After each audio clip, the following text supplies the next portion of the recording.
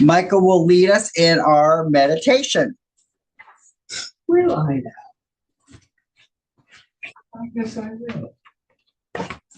An attempt.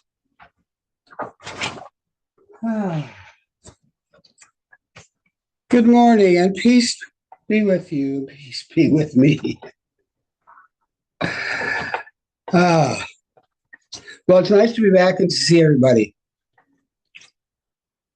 It's been, 3 weeks since we've been here? And it's a joy to be here with you all. And so right now, I just invite us to find that sweet spot. Wherever you are, standing, sitting, whatever position, just allow yourself to find that sweet spot and get as comfortable as you can. And in that sweet spot, know that you are grounded in the divine. And with this grounding, I invite us to take 3 nice, deep cleansing breaths in. We'll take now 1 nice breath in, bring it in, and hold it, and release. Let's try 1 more. 1 more breath in, and release. And 1 more nice, deep cleansing, allowing your diaphragm to expand. Deep breath in, holding it, and release.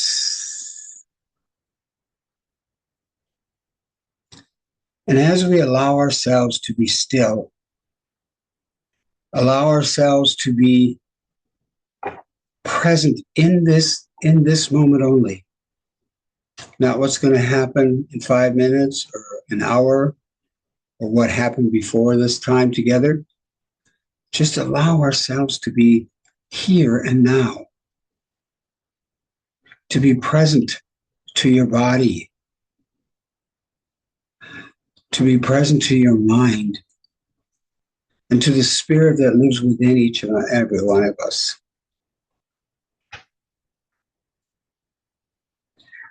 And so today, the talk will be on wholeness. So I want us to contemplate that word and then its meaning. Exactly what does wholeness mean to you?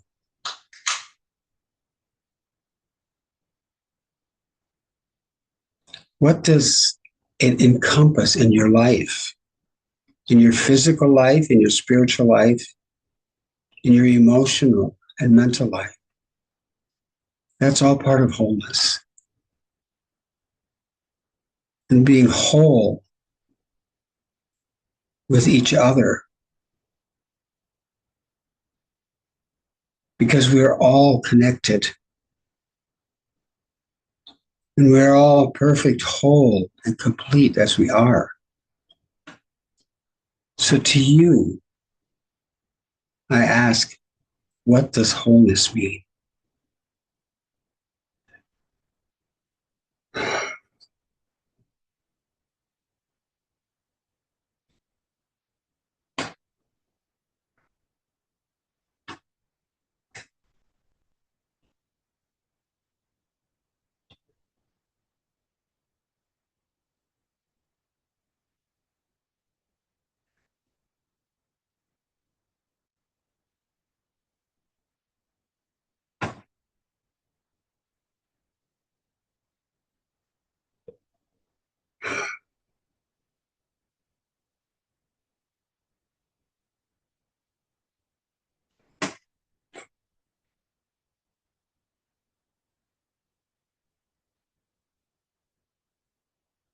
And as we contemplate this idea of being whole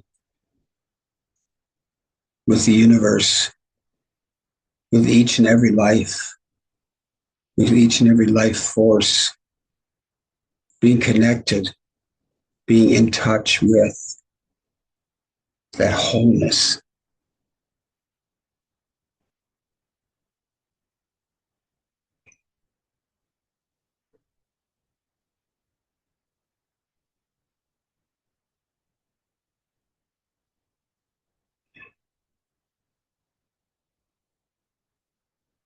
So with that wholeness tapped into our mind, into our being,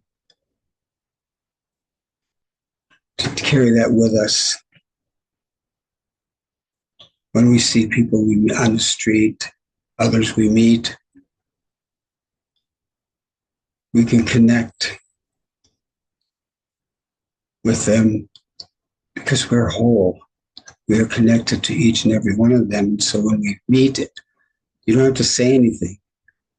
You can just know it. Know it in your depths of your being that yes, I am whole with this person. I am complete as I am.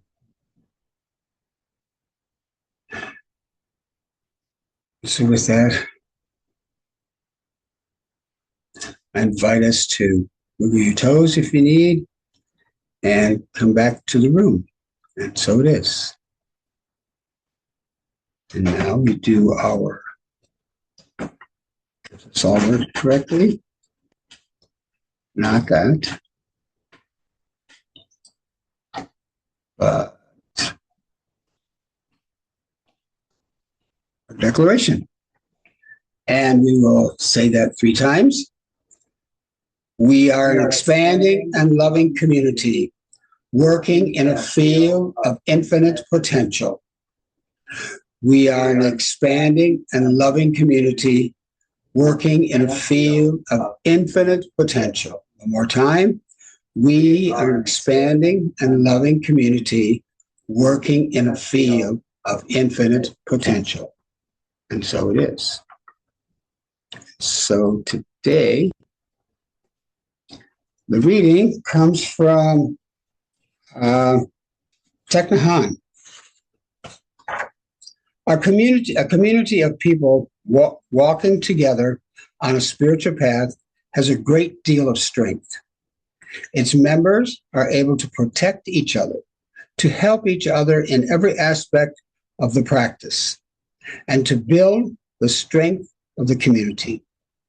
There are many things that are very difficult for us to do on our own. But when we live together as a community, they become easy and natural. We do them without growing tired or making a strenuous effort. The community has a collective energy. Without this energy, the practice of individual transformation is not easy. We live together in community because a body, and each one of us is a cell of that body. If we are not part of the community body, we will be isolated, hungry, and needy, and we will not have the suitable environment for practice. We can visualize the community body as a forest. Each member of the community is a tree, standing beautifully alongside the others. Each tree has its own shape, height, and unique qualities, but all are contributing to the harmonious growth of the forest. Looking at the trees standing steadily alongside each other like that, you can sense the beauty, solidity, and the power of a sacred forest. Our community body is going forward in a path of patience, and its eyes are able to direct us. The eyes of the community are able to see the body or the strong parts as well as the weak points of each member of the community. By community eyes, we mean the insight and vision of the collective body of the community, which includes the vision and insight of all of its members, from the youngest to the eldest. The energy of the community body has the capacity to protect and transform us. As a member of the community, all we have to do is make our contribution to that energy. This is called community building. It is the most precious work a monk, a nun, or layperson can do. And so it is.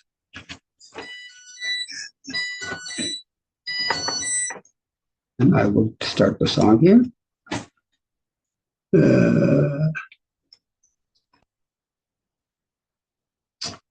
I don't want that. I want this.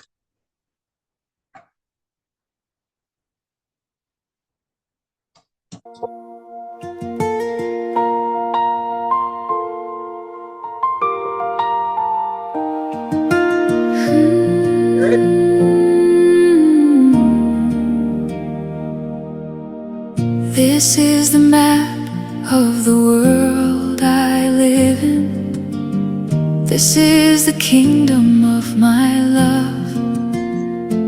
All the continents are my sentiments, and I will soar just like a dove. Every border fades away. Love unites us day by day. One great family, one destiny, shining beneath God above. This is the map. This is the map. The map that lives inside my heart. Every nation, every relation, no one is ever apart. This is the map. This is the map. The world is one family. Hand in hand, across the land, together we'll always be.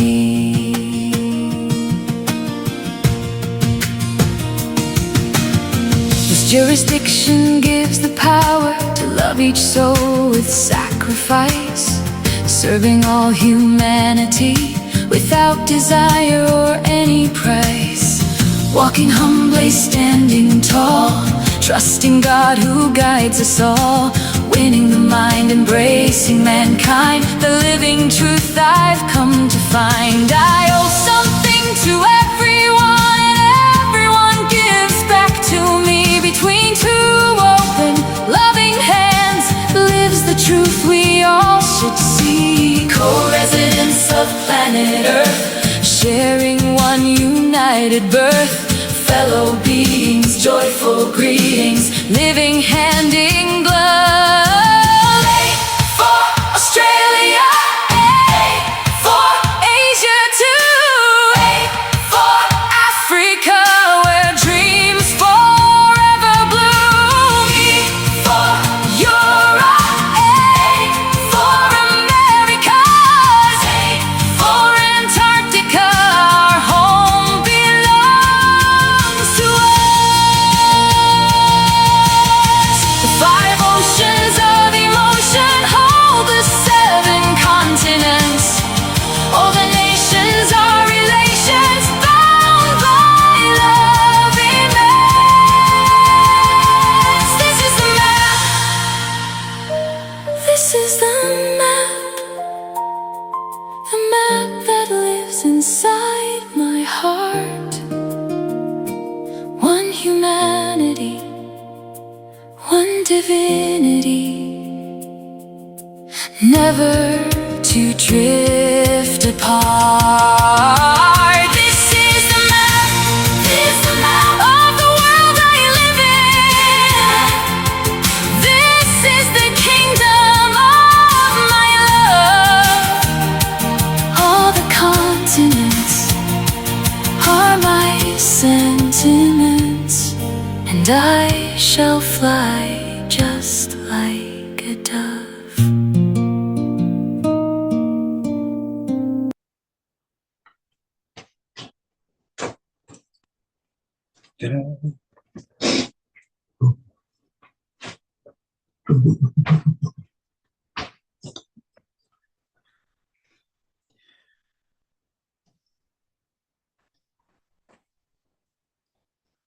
So I'm not sure if you were able to hear the song or not. I'm getting a nod from Jeffrey. So I just didn't want to refer to the song if you hadn't heard it. Today's talk is about a consideration of wholeness. And one of the things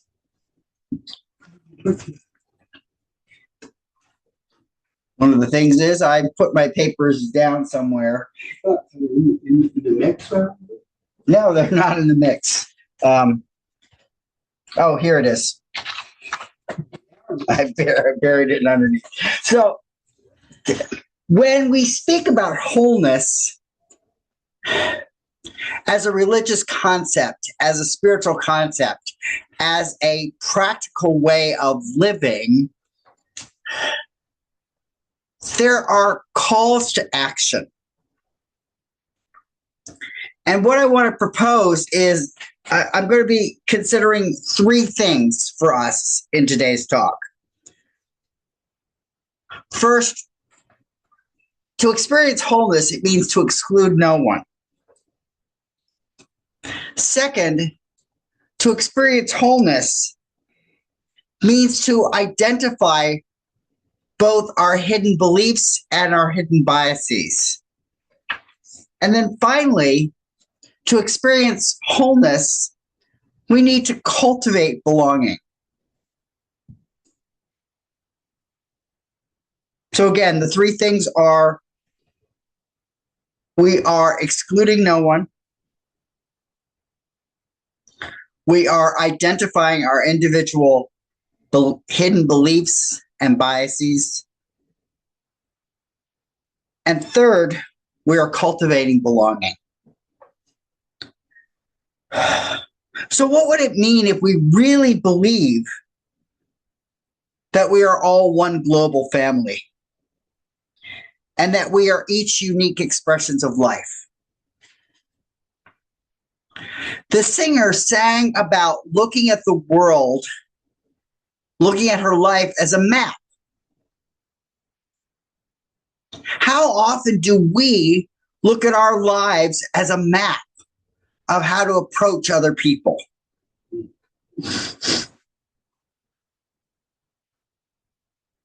Friday night, Michael and I took the bus and went to the Mariners baseball game.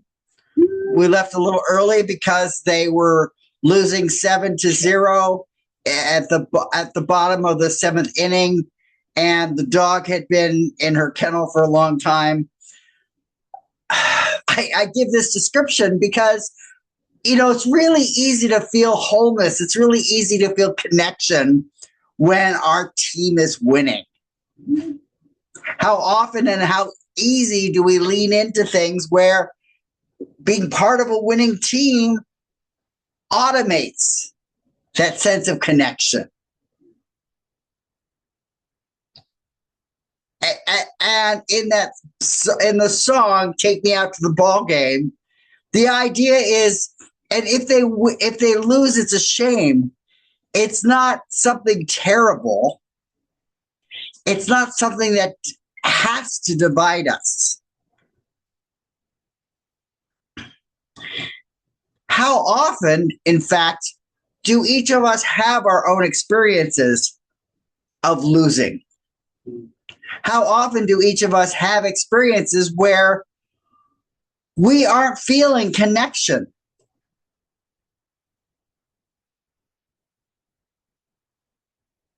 What if wholeness is happening despite our feelings?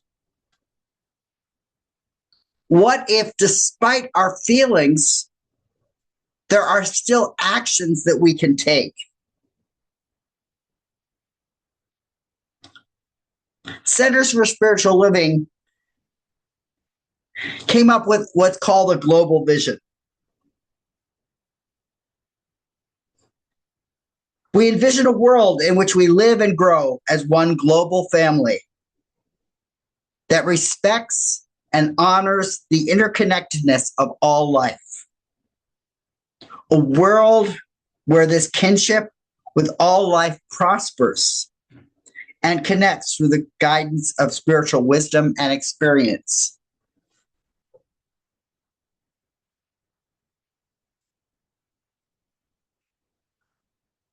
Sometimes language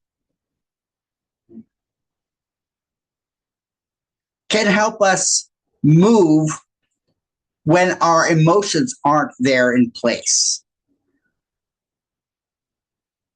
That global vision of seeing and recognizing and celebrating interconnectedness is a call from Centers for Spiritual Living. So I'm bringing that call forward to us.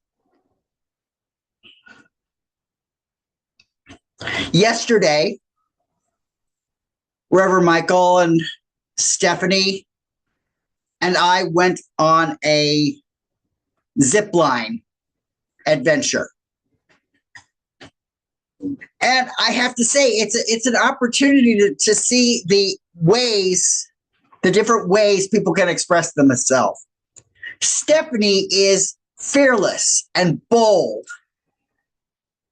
She was asking for challenges at each of the leaps. And we were receiving challenges from the guides. They would give us directions for how to up level. So, if you just jump off, with the way that the line is built, are you going to get a bounce? And like I said, Stephanie was a model of courage and giving good attempt to everything that was tried. Now, I was not able to live up to that. But that doesn't mean that my presence had to be a limitation on Stephanie. Each person moves through the world in their own way.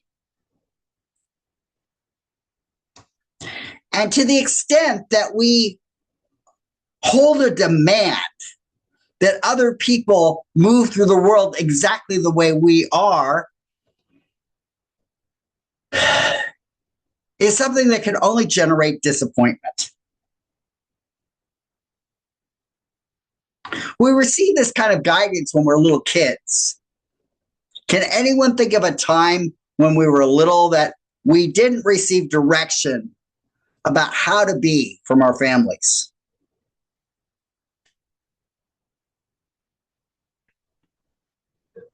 So it's a process that's inculcated. And we're all adults here now. We get to choose how we see other people and how we see ourselves in relation.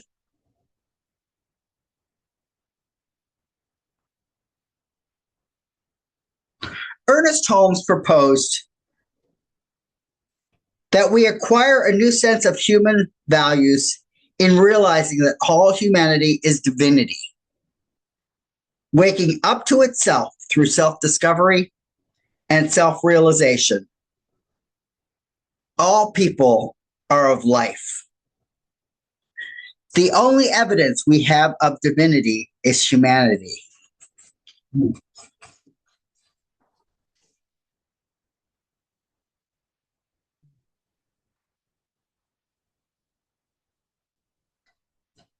Ernest Holmes had also written, you could trust this something you call life. It is not only where you are, it is what you are. It is in and all around you, and its whole impulsion is love. The very fact that when you were born, you reached out in trust to those nearest you is proof enough of this premise. Just accept then, no matter what your experience may have been up until now, the truth about you is that while you were born of human parentage, what you really are, that which came through this human parentage, is an original, creative, wonderful being. You are life's beloved child. You don't have to make this up. It isn't just a sentiment. It isn't a platitude. It is real. It is the truth about you. Accept it and be glad.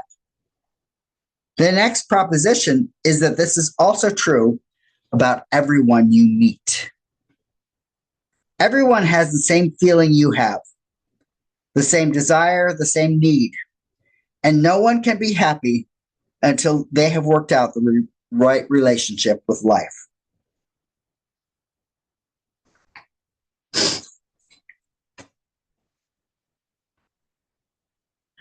So if we are one person in the midst of a whole bunch of people, and we're all trying to figure life out,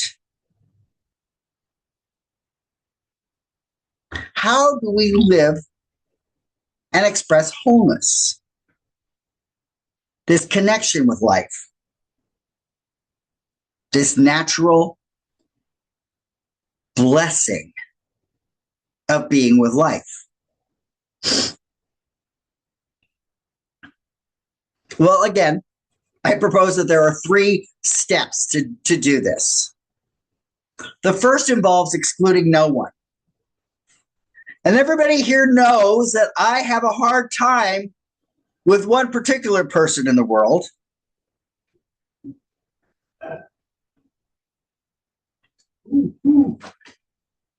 Michael is asking who.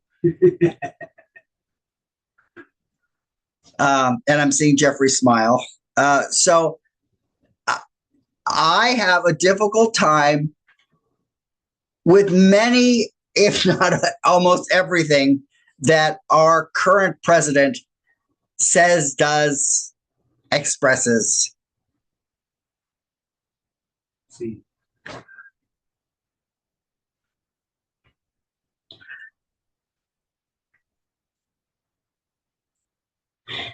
And it is those people that challenge me, that let me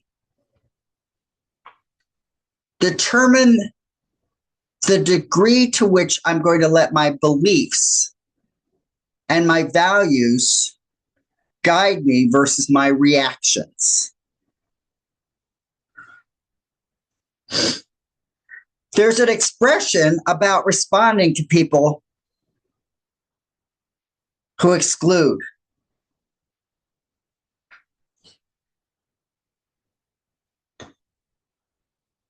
They drew a circle and shut me out. Do I draw a circle and include them?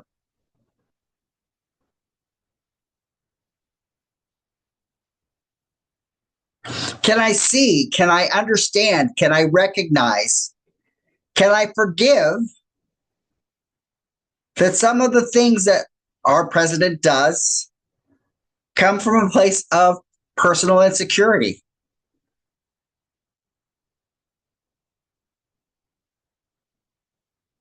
Our president gave a speech about the 2020 election. This is 2026.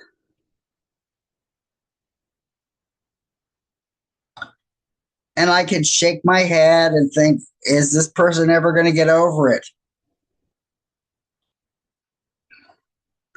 And yet, aren't there things that I hold on to?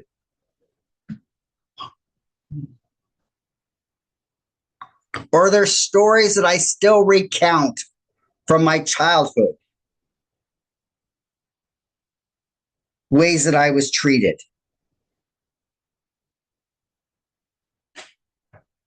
An American writer and community organizer and therapist writes, "Times are turbulent and unpredictable.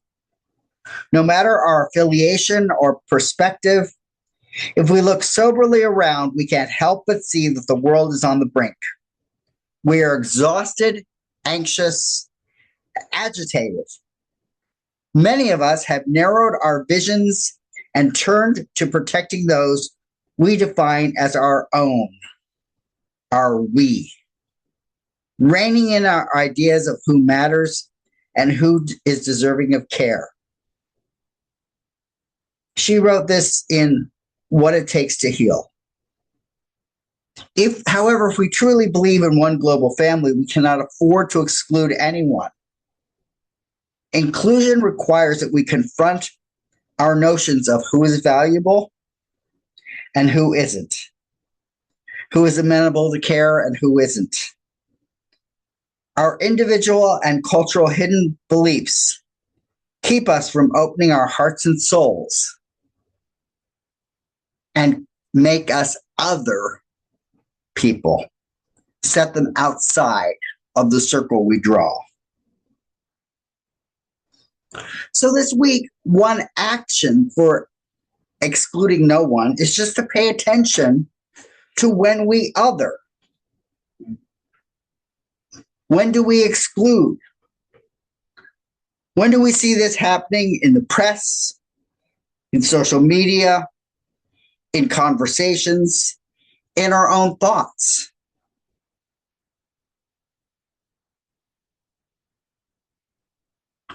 What work are we engaging in with this othering practice?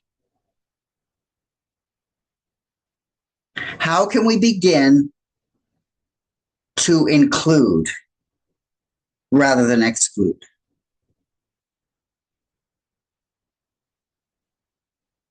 So the second activity, the second step, we can take time to identify our individual and collective hidden beliefs. That same author, Prentice Hemphill, wrote, "To belong is to rest into the collective, to be woven into the all. It's the feeling that what you bring is needed and wanted."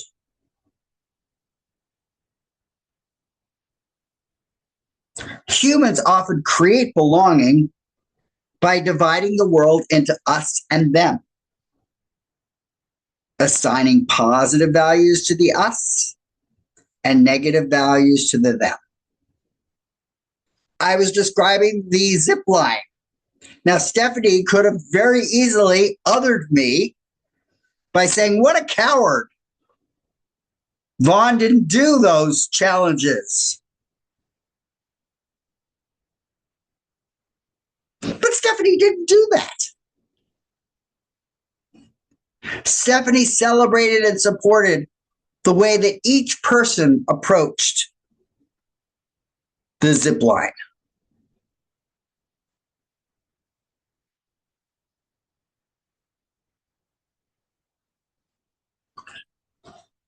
A way to consider our hidden beliefs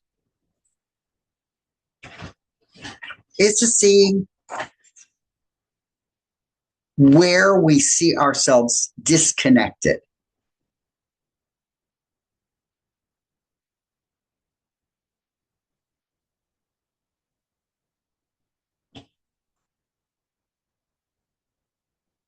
When we take the time to look at where we see ourselves broken apart from others.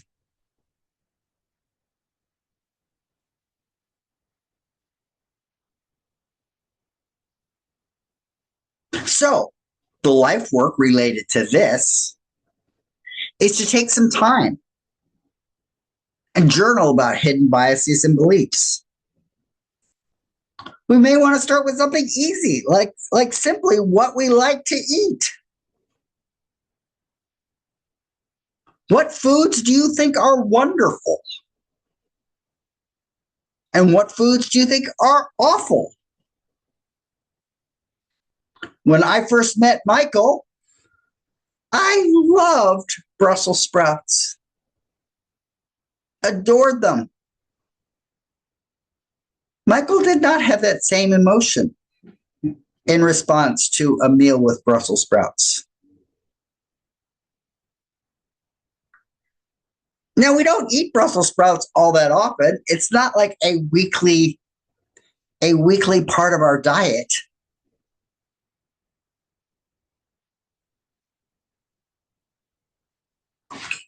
But Michael has adapted and adjusted and allowed himself to consider baby Brussels sprouts. He's expanded his like in that food.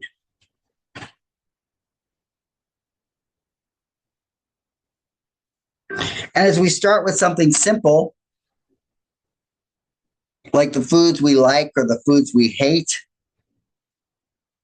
we can move into our judgments about people and about circumstances.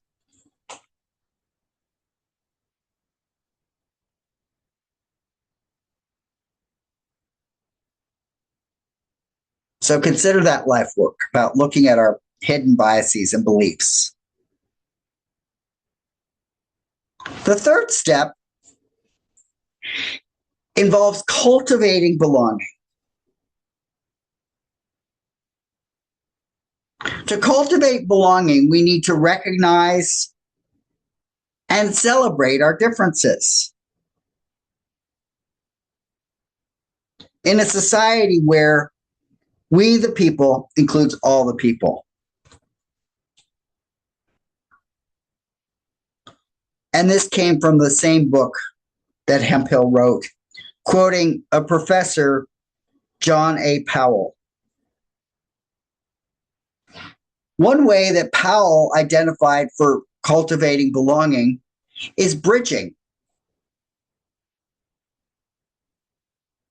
Bridging is seeing the differences, but rather than critiquing them,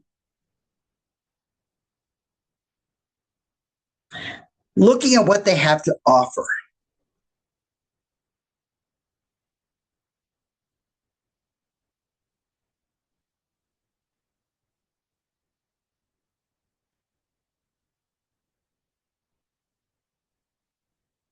Stephanie's courage on the zip line is an inspiration.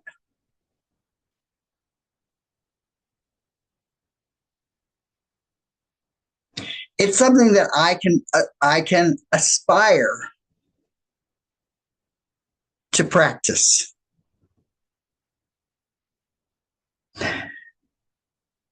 And while I might not do all of those things, I can appreciate all of those things that Stephanie does.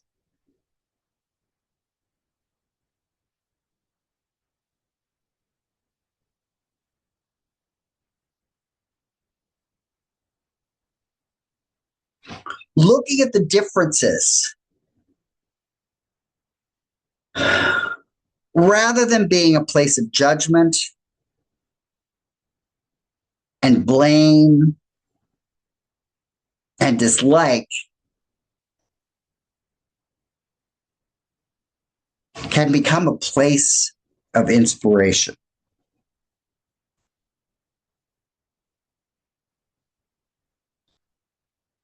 But it requires compassion, patience, and open-mindedness.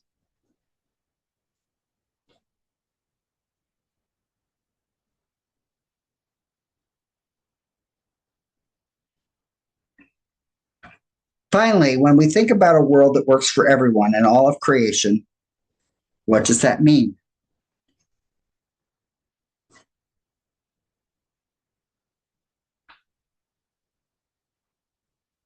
When we think about everyone, who does that exclude?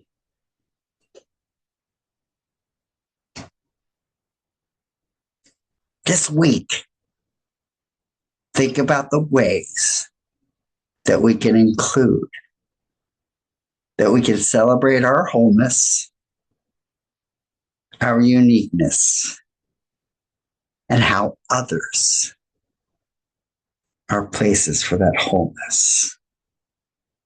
So I say, thank you for being here. Amen. Ashe. And so it is. Thank you.